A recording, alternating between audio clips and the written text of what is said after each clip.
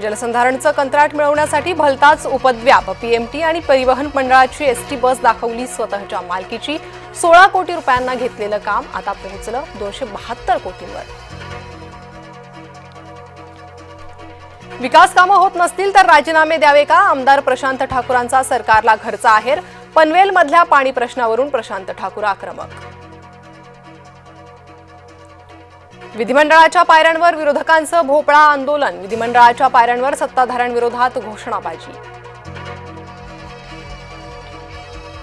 फडणवीसांच्या टपल्या टिचक्या गांभीर्यानं घेत नाही. फडणवीसांनी उद्धव ठाकरेंना दिलेल्या ऑफरवर संजय राऊतांचं वक्तव्य.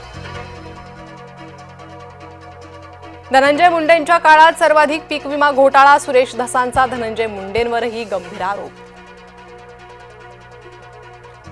लेखी आदेश आल्याशिवाय मशिदीवरचे भोंगे हटणार नाहीत. सांगली जिल्हा मुस्लिम समाजाची भूमिकेनं नवा वाद.